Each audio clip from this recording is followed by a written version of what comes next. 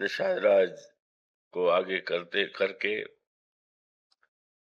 चित्रकूट में प्रवेश करते हैं। निषाद राज एक ऊंचे चोटी पर श्री भरत से चलने का आग्रह करते हैं और वहां ले जा करके उन्होंने श्री भरत का ध्यान आकृष्ट किया उस पंचवटी की ओर, जहां पर श्री राम और श्री सीता जी विराजमान हैं, निवास करते हैं।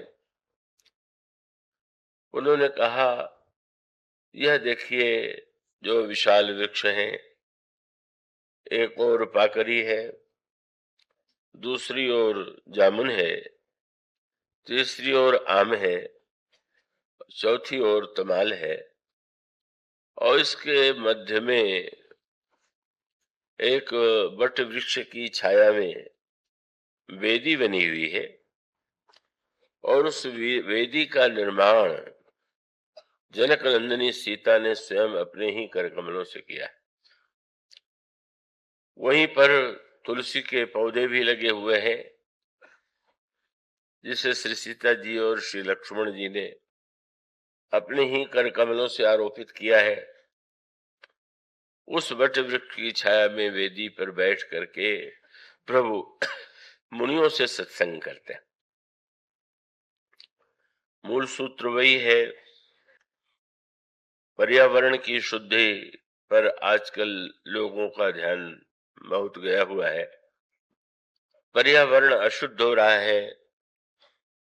वैज्ञानिक उन्नति के साथ साथ उसके साथ साथ समस्याएं भी मानव जाति के लिए बढ़ रही हैं और इसलिए वैज्ञानिकों को, समाज शास्त्रियों को यह चिंता हो रही है कि ये वातावरण कैसे शुद्ध हो, और उसके वातावरण की शुद्धि में अनेक जो उपाय किए जाते हैं, उसमें वृक्षों और वनों के लगाने की भी बड़ी महत्ता बताई जाती है। वह बड़े महत्व के सूत्र हैं, पर वह सूत्र केवल बाहर के लिए नहीं है, हमारे आपके हृदय और हमारे आपके जीवन के लिए भी है।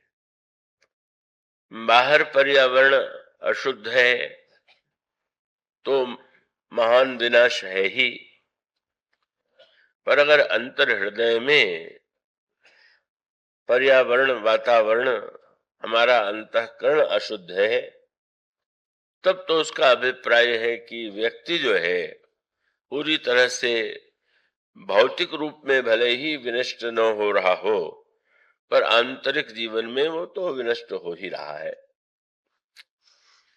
तो अंतःकरण को हम शुद्ध कैसे करें, वो तो शास्त्रों में उसका नामकरण किया गया, पर उसका मूल तात्पर्य यह है कि किन साधनाओं के द्वारा हम अपने हृदय, अपने मन, अपनी बुद्धि, अपने चित्त और अहंकार को शुद्ध करें।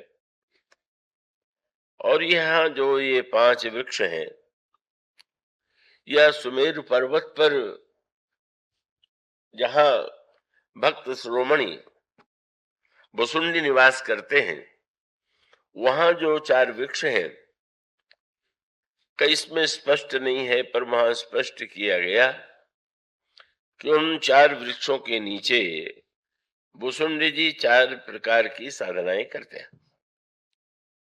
पाकरी वृक्ष के नीचे वे जप यज्ञ करते हैं, पीपल के वृक्ष के नीचे ध्यान करते हैं और आम के नीचे बैठ करके वे मानसिक पूजा करते हैं और बट के नीचे बैठ करके वे भगवान की कथा कहते हैं। तो मानो जप, ध्यान, मानस पूजा और कथा, इन सब का उद्देश्य मनुष्य के हृदय को शुद्ध बनाना ही तो है। इस संदर्भ में जो प्रसंग कल चल रहा था, आइए उसको आज और आगे थोड़ा विचार करें। जप की जो प्रक्रिया है, हमारे शास्त्रों में जप को सर्वाधिक महत्व दिया गया है और उसके पीछे जो धारणा है, अगर कोई गहराई से विचार करे तो वो उसको समझ सकता है। और आज के युग में तो उसे समझना और भी अधिक सरल हो सकता है। उसे आप इस दृष्टि से विचार करके देखें कि ये जो संसार है, इसमें जो पृथ्वी, जल, अग्नि, वायु, आकाश और अनेक अनेक प्रकार की वस्तुएं दिखाई देती हैं, का वो वस्तुएं अपने स्थूल रूप में भी उपयोगी हैं। पर विज्ञान की खोज क्या है, विज्ञान की अवधारणा क्या है कि पदार्थ पदार्थ के रूप में तो उपयोगी है ही, पर अगर किसी तरह से पदार्थ को शक्ति के रूप में बदल दिया जाए तो उसमें तो अनगिनत गुनी शक्ति आ जाती है। और वो जो वैज्ञानिक आविष्कार है, उसमें उसका मूल सूत्र वही है कि पदार्थ को शक्ति के रूप में परिणत करना। कोयला है, मनुष्य के लिए बड़ा उपयोगी है। कोयले के द्वारा व्यक्ति भोजन बनाता है, कोयले के द्वारा का वो शीत का अग्नि जला करके शीत का निवारण करता है। पर ये जिस बिजली का हम आप इतना प्रकाश देख रहे हैं, तो ये कैसे बनती है? कोयले से या जल से, इन माध्यमों से बिजली प्रकट की जाती है। तो प्रकट करने का अर्थ है कि आप कोयले को साधारण उपयोग में लावे तो भी वो उपयोगी है, लेकिन अगर उसकी में जो छिपी हुई शक्तियां हैं पदार्थ में, उसको किसी तरह से बाहर व्यक्त किया जाए, तो ये जो भौतिक विज्ञान आज का है, उसने पदार्थों में छिपी हुई शक्ति को खोजा। और अणुबम भी, जब बम के साथ अणु शब्द जुड़ा हुआ है तो उसका अभिप्राय तो यही है कि वैसे तो लाखों व्यक्तियों का वध करने के लिए बहुत अस्त्र शस्त्रों की अपेक्षा है, लेकिन अगर अणु का प्राकट्य, अणु में जो शक्ति है उसको वैज्ञानिक ने प्रकट कर दिया, तो एक छोटे से बम से कितना विनाश होता है उसका जापान के उस युद्ध में हिरोशिमा या नागासाकी में मिला था। और आज तो इतने अणुबम बन गए हैं कि का सैकड़ों बार सारी पृथ्वी का विनाश हो सकता है। और इसका अर्थ है कि छोटी सी वस्तु और बड़ी वस्तु, तो साधारण तो लगता यही है कि बड़ी वस्तु में अधिक विशेषता और छोटी वस्तु में उसकी अल्पता। किंतु अगर पदार्थ को हम शक्ति के उसको परिणत करने की कला जान ले, तो हम उसका अद्भुत रूप देखेंगे। जैसे आज का वैज्ञानिक पदार्थ के शक्ति की खोज कर रहा है, उपयोग कर रहा है, अनेक आविष्कार उसके द्वारा होते हैं, उसी तरह से प्राचीन काल में हमारे ऋषि मुनियों ने जो शब्द शक्ति है का उसकी खोज की। साधारणतया अक्षर आप बाल्यावस्था से पढ़ते हैं, शब्द का प्रयोग बिना अक्षर ज्ञान के नहीं होगा। अक्षरों को मिला देते हैं तो शब्द का निर्माण हो जाता है, और उस शब्द के परिणाम का भी प्रभाव आप तो देखते ही हैं कि आपको कोई गाली दे दे तो आपको क्रोध आ जाता है, आपकी कोई प्रशंसा कर दे तो आपको बड़ी प्रसन्नता होती है। अब उसका अभिप्राय तो यही हुआ कि वस्तुतः शब्द का ये जो उपयोग है, प्रयोग है, वो तो हो ही रहा है, किंतु जप का अर्थ क्या हुआ? जप का अर्थ एक ही शब्द की, अब बड़ी विचित्र सी बात हो गई। जब आप जप करने बैठेंगे तो एक और तो आप पाठ करते होंगे, आप में से जो पाठ के प्रेमी हैं, कोई गीता का पाठ करता है, कोई मानस का पाठ करता है, कोई श्रीमद् भागवत का पाठ करता है, और पाठ का भी महत्व है। पर पाठ से भी अधिक महत्व जप को दिया गया। बात तो बड़ी उल्टी सी लगती है कि भाई एक पूरा ग्रंथ उसको आप आद्योपांत तो पढ़ गए, पाठ किया, तो महिमा तो उसकी अधिक होनी चाहिए। अब जब करने के लिए आप एक ही शब्द राम राम राम राम राम राम आम रट रहे हैं, तो उसका अर्थ तो हुआ कि उसमें तो न्यूनता है, किंतु ऐसा नहीं है। इसलिए रामचरितमानस में कहा गया कि जब सतकोटि रामायण का निर्माण हुआ तो फिर भगवान शंकर से अनुरोध किया गया कि वो तीनों लोकों में इन 100 करोड़ रामायणों का बंटवारा करें। रामायण के अनेक अनेक रूप तो आज भी प्रचलित हैं, पर पौराणिक धारणा है कि 100 करोड़ रामायणों की रचना की गई। भगवान शंकर ने उसे स्वीकार कर लिया, पर भगवान शंकर से देवताओं ने पूछा, तीनों लोक के व्यक्तियों ने पूछा कि आप अपने लिए कुछ स्वीकार करेंगे? तो उन्होंने कहा कि जितनी रामायणें हैं वो हम तीनों लोकों में बांट देते हैं, मुझे तो केवल आप राम शब्द दे दीजिए, हमें कुछ नहीं चाहिए। बड़ा आश्चर्य हुआ। गोस्वामी जी का वो दोहा आप रामायण में पढ़ते होंगे, ब्रह्म रामते नाम बड़ बरदायक बरदानी रामचरित सत कोटि मह लिय महेश जी जानी। क्या तात्पर्य? का आप रामायण का पाठ करते हैं, वो भी बड़ा, उसका बड़ा दिव्य फल है, और उसके द्वारा आपका मन भी उसमें रम सकता है, लग सकता है, क्योंकि उसमें घटनाएं आपको पढ़ने को मिलती हैं।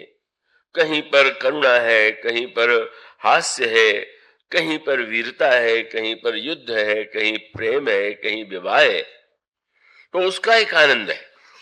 किंतु ये जो एक ही शब्द की आवृत्ति है वो कितनी विलक्षण है। आप किसी जहां इन पदार्थों का निर्माण होते हुए जहां हो रहा है, वहां आप देखेंगे तो आपको दिखाई देगा कि एक मूल केंद्र जो है वहां एक ही चक्र निरंतर घूम रहा, और वो उस पदार्थ को शक्ति के रूप में परिवर्तित कर रहा। तो राम शब्द जो है व्यवहार में उसका उपयोग है। राम भगवान श्री राम का, ब्रह्म राम का भी नाम है, और महाराज दशरथ के पुत्र श्री राम का भी राम नाम है। तो ये राम नाम का एक पक्ष है, ऐतिहासिक है, का व्यवहारिक है, किंतु यह जो राम शब्द है, इस शब्द में जो शक्ति है, तो शब्द में शक्ति का अर्थ नहीं है कि केवल राम ही शब्द में शक्ति है। वेद मंत्र जो है उनकी भी मूल धारणा यही है कि जिस समय आप विधि पूर्वक का आप उन मंत्रों का उच्चारण करते हैं, उसकी आवृत्ति करते हैं, तो वो शब्द शब्द नहीं रह जाता, शब्द में एक दिव्य शक्ति प्रकट होती है। इसके लिए अनेक नाम दे दिया गया। कहीं कहते हैं मंत्र जगा रहे हैं, कहीं कहते हैं मंत्र को चैतन्य कर रहे हैं, और सबका तात्पर्य है कि मंत्र का स्फुरण। और इसलिए सूत्र मानो वही है कि मूल में जो वस्तु है, जैसे एक विशाल बरगद का वृक्ष है, और बरगद के वृक्ष की विशालता की तुलना में बीज कितना छोटा है, किंतु अगर गुरु ने कुछ शिष्यों से कहा कि तुम बरगद ले आओ, और कुछ शिष्य फावड़े लेकर के और बड़े मजदूरों को एकत्र करके उस बरगद को उखाड़ने लगे, तो बड़ा कठिन कार्य है। पर जो विवेकी शिष्य था, जब गुरुदेव ने कहा कि बरगद ले आओ, तो उसने एक नन्हा सा बीज मुट्ठी में ले लिया। गुरुजी ने पूछा, तुम नहीं ले आए बरगद? ले आए गुरुदेव। कहाँ है? मेरी मुट्ठी में। सुनने वालों को लगा बड़ा झूठा, लेकिन जब गुरुदेव ने कहा तुम दिखाओ, और उसमें बीज दिखाई पड़ा, तो बात तो यही थी कि सारा वृक्ष तो उस बीज में ही समाया हुआ है। वह बीज ही पृथ्वी में आरोपित कर दिया जाए तो उससे वृक्ष होगा, और उस वृक्ष में अनगिनत फल होंगे, अनगिनत बीज होंगे। और इसका अभिप्राय है कि यह जो मूल तत्व है का ये कितना सूक्ष्म है, अगर उसको उस दृष्टि से देखने की चेष्टा की जाए तो। इसलिए बड़ी सांकेतिक कथाएं आती हैं। रामायण में गोस्वामी जी ने कहा कि नाम प्रभाव जान गण राव, प्रथम पूजियत नाम प्रभाव। सभी देवता व्यग्र हैं कि सबसे पहले पूजा उनकी की जाए। निर्णायक भगवान शंकर बनाए गए क्योंकि उस होड़ में सम्मिलित नहीं है, और भगवान शंकर ने यह कहा कि बस एक उपाय है कि आप लोगों में से सारे ब्रह्मांड की परिक्रमा करके जो सबसे पहले आ जाएगा वही प्रथम पूजा का अधिकारी होगा। सभी देवताओं के वाहनों का आपने वर्णन चित्रों में देखा होगा, पढ़ा होगा। प्रत्येक देवता अपने अपने वाहन पर बैठ करके चला, पर आश्चर्य लोगों को तब हुआ कि जब गणेश जी भी उसमें सम्मिलित हो गए, क्योंकि वो प्रसिद्ध है कि उनका वाहन तो मूसक है, चूहा है। अब जहां उड़ने वाले पक्षी वाहन हो, उनको छोड़ करके जो चूहे पर चलने की बात सोचे तो हंसना स्वाभाविक था देवताओं की स्त्रियों का कि क्या इनका चूहा भी वहां। सचमुच कहा जाता है बड़े बुद्धिमान है। बुद्धि के देवता यही बुद्धि है कि यही गणित कर लेते कि ब्रह्मांड का कितना विशाल भूगोल है और इतने हमारे चूहे की गति है, तो कितने देर में आवेगा, तो अपने आप समझ लेते कि ये तो मेरे लिए असंभव है। लेकिन गणेश जी ऐसे विवेकी नहीं है कि उनका गणित उनको निष्क्रिय बना दे।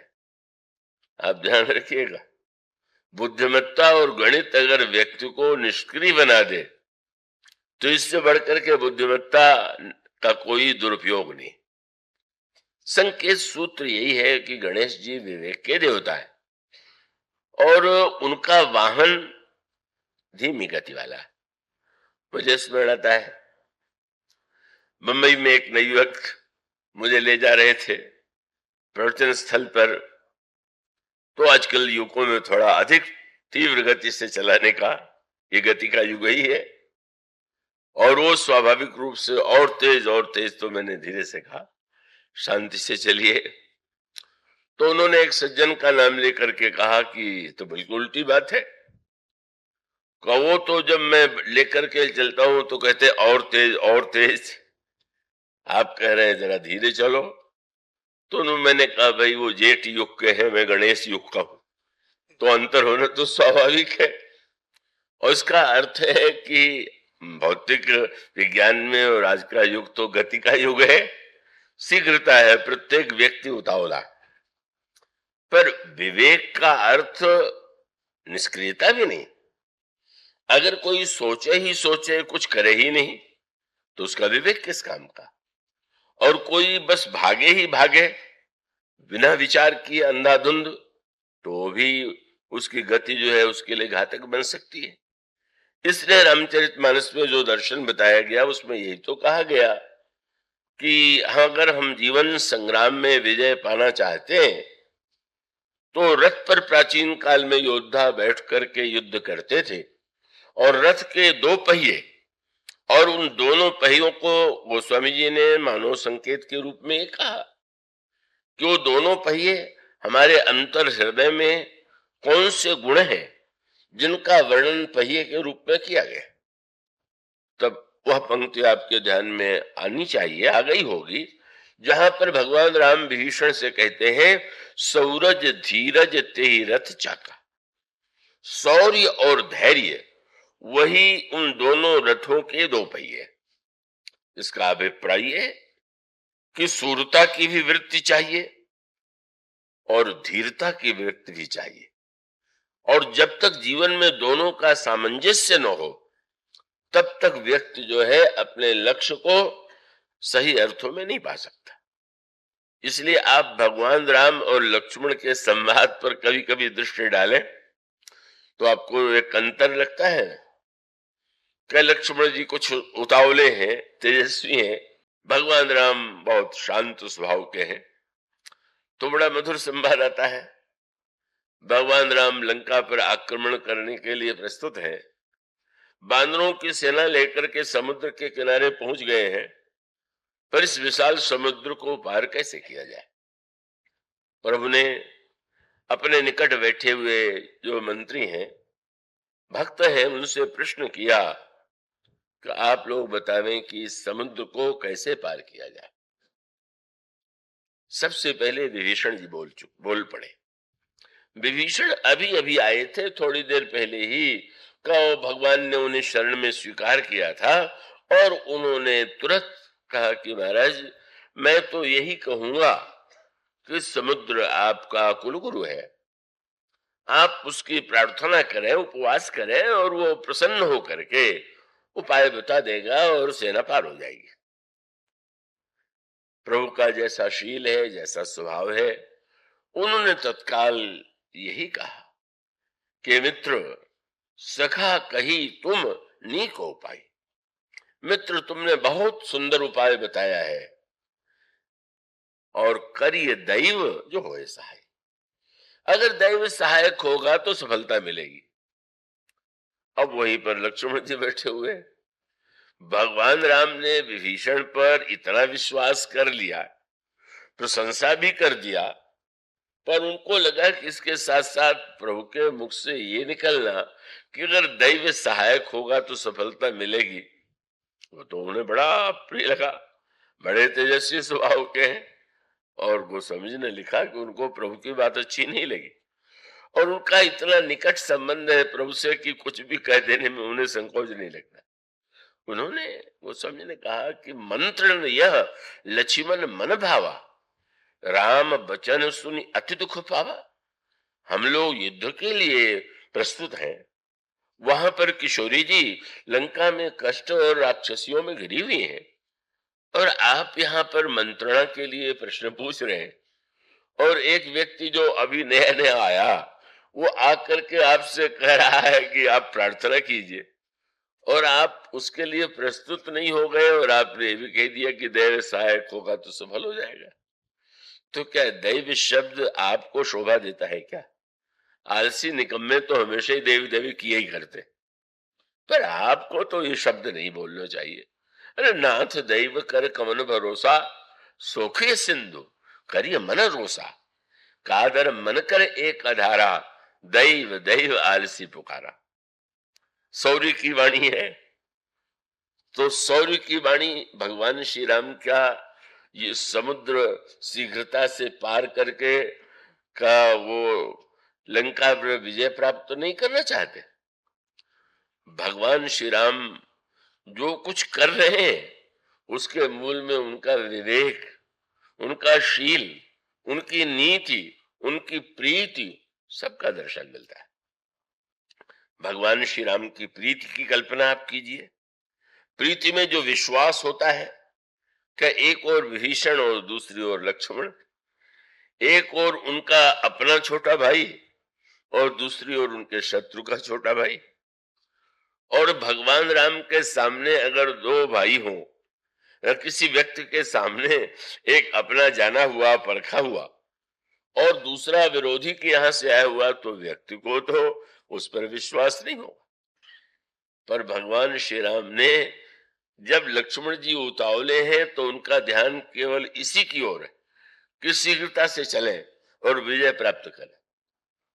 उनका ध्यान इस ओर नहीं गया कि भगवान ने एक लड़ाई जीत लिया। कैसे जीत लिया? बोले अपने इस विश्वास के द्वारा उन्होंने विभीषण का हृदय जीत लिया, और ये जीत लेना इतनी बड़ी आगे चल करके विजय में सहायक बनी। इसका अभिप्राय कि विभीषण जी गदगद हो गए श्री राम का विश्वास देख करके, शील देख करके, अपने छोटे भाई की बात को न मान करके। मैं अपरिचित रावण का छोटा भाई, और यहाँ पर तो और सभी लोग मुझे संदेह की दृष्टि से देखते हैं। कितना हृदय इनका प्रीति भरा है, विश्वास भरा है कि इन्होंने मेरी बात स्वीकार कर लिया। मानो विभीषण को अगर मान ले भगवान राम विभीषण की बात को कहते नहीं नहीं मुझे ये ठीक नहीं लगता है, तो आगे चल करके विभीषण के मन में एक ग्रंथि बन जाती कि यहाँ पर कोई मुझ पर विश्वास नहीं करता, यहां तक कि श्री राम भी मुझ पर विश्वास नहीं करते। निश्चित रूप से आगे वे जो कुछ लंका की सूचनाएं देते हैं वो कभी न देते। भगवान श्री राम की भूमिका एक दूरगामिता की को दृष्टि रख करके प्रभु ने ऐसा वाक्य कहा। पर लक्ष्मण जी की तेजस्विता, उनका अभिप्राय यह है कि क्या इस समय उपासना पूजा अनशन के का समय है क्या? अब भगवान श्री राम का संतुलन क्या है? लक्ष्मण कहते हैं छोड़िए दैव, शौर्य का स्मरण कीजिए। आपका शौर्य क्या है? एक बाण से आप समुद्र को सुखा सकते हैं। खूब प्रभु लक्ष्मण जी की बात सुनकर के रुष्ट नहीं हो गए कि तो मेरी बात काट रहे हो? नहीं नहीं, खूब हंसे, पर हंसते हुए उन्होंने एक वाक्य धीरे से कह दिया, तुम मुझे सूरता का पाठ पढ़ा रहे हो, बिल्कुल ठीक, पर एक पाठ मैं भी तुम्हें पढ़ाऊंगा। क्या? बोले सुनत विह से बोले रहो वीरा, ऐसा ही करब धरहु मन धीरा। मैं सूर बनूं तो तुम धीर बनो। जब तुम्हारी सूरता और धीरता दोनों का सामंजस्य होगा तब न विजय प्राप्त होगी। तो ये जो सामंजस्य है ये बहुत कम लोगों के जीवन में होता है। जो बहुत वीर होते हैं, जिनमें एक तेजस्विता होती है, वो विचार से दूर भागते, और जो बहुत विचार करते हैं वो लोग विचार करते करते रह जाते हैं, कुछ भी अपने जीवन में सक्रिय नहीं हो पाते। तो गणेश जी की महानता यही है कि उन्होंने निश्चय किया कि नहीं, निष्क्रिय होकर के हम बैठ नहीं जाएंगे, मैं तो निश्चित रूप से चलूंगा। ये जितने संसार में युद्ध लड़े गए हैं, विजय प्राप्त हुई है, वो गणित के आधार पर नहीं हुई, आप निश्चित समझिए। और उसका अभिप्राय यह है कि जब श्री भरत सेना लेकर के जा रहे थे और निषाद ने अपने गांव के लोगों को एकत्र करके कहा हम लड़ेंगे, तो गणित की भाषा थोड़ी थी। वो कुछ थोड़े से गांव वाले फरसा और बांस से क्या भरत जी की सेना का सामना करेंगे? पर उनका उत्साह, उनका शौर्य, और उसका अर्थ यह है कि उनका पूछा अगर कोई निषाद से कि क्या तुम कल्पना करते हो कि सेना को परास्त कर सकते हो, श्री भरत की सेना को?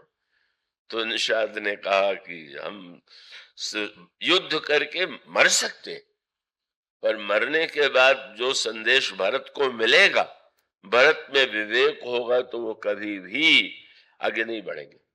वो प्रसिद्ध इतिहास की घटना है सिकंदर के विषय में कि जब भारत के प्रारंभ में ही उसने वीरता का वह रूप देखा कि एक छोटे से राजा ने भी साहस पूर्वक उससे युद्ध किया, और परास्त होने पर भी उसके जीवन में किसी प्रकार की दीनता नहीं थी, तो उसको लगा कि इस देश को जीतना असंभव है। जहां पर छोटे से एक नन्हे से प्रदेश का राजा इतना ओजस्वी, तेजस्वी और इतना स्वाभिमानी है। निषाद का अभिप्राय क्या है कि भरत यह समझ करके जा रहे हैं कि राम जो है निदरे राम जान असहाय। निषाद को ऐसा भ्रम हो गया कि भरत को ये लगा होगा कि माँ ने मुझे राज्य तो दिया और वनवास तो मांगा, पर 14 वर्ष के लिए ही मांगा, कहीं ऐसा न हो कि 14 वर्ष बाद लौट करके राज्य वापस करने के लिए कहे। इसलिए उन्होंने सोचा होगा कि हम का परास्त कर देंगे और अपने राज्य को निष्कंटक बना दे। जान ही सानुज राम ही मारी, करूं अकंटक राज सुखारी। निषाद का अभिप्राय क्या है कि हम लोग यह वो जो समझने की भूल कर बैठे कि राम असहाय है, जब हम लोग लड़ करके मर जाएंगे तो उनको लगेगा कि राम तो राज्य से अलग होकर के भी इतना अधिक उनका प्रभाव है कि ये गांव के सारे व्यक्ति मिट करके भी हमारा मार्ग रोक रहे हैं।